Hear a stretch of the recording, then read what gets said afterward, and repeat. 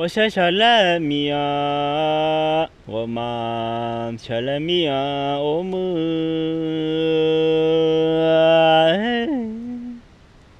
gấu ba mưa gấu hu sơ aga gấu nó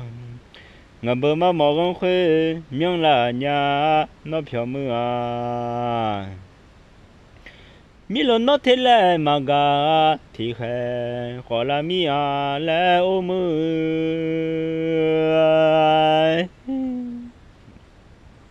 ngập bờ rằng mà ba lệ nhà nhà sum nữ đê sinh ra mong là thì nó trên đường nữ nghe à khai chỉ mà sao nữ mà giác hà theo nhà là nếu mà ngơ mi nhà mưa à yo sơ gà là mi lo nó gà là nơi mò là nhà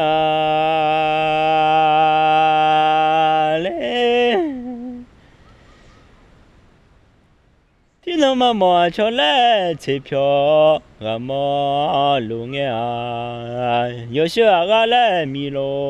nó phiêu lo gà mà du lên nhà là gà hoa sơ gà gà ba mươi đê thì nó mà gà cho lẽ chỉ phiêu gà gà lu nghe mưa ô lê mi lo nó thum la ở khó sợ thế giờ lo ai mà du lên nhà là我是谁mi à son ji à mong à ha thì gà đê mi lo nó phiêu mà mò una nhà nhà mưa ô lê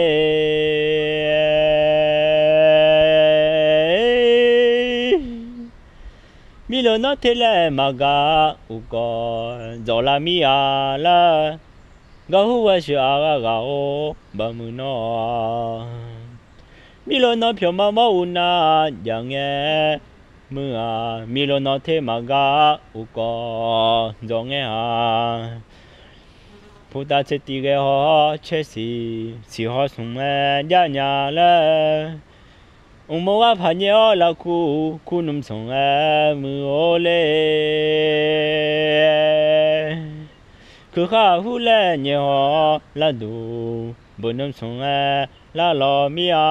我是谁咪啊son gia mong à ha thì gà đê phụ ta chết đi là bia la nè gua bên nôm gua na go mà ngơ ngà chết đê nè gu đê phụ lo nè gu gu na go mà ngơ ngà chết đê mưa ô lê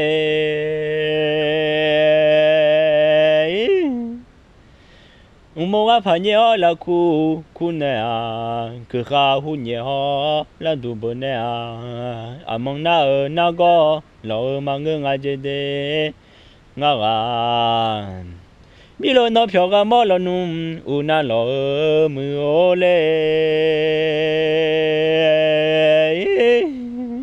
mi lo nó thế lẽ gà gà u có lo ngà lẽ bia là ngà mưa我小我小啦咯咪啊，我们的。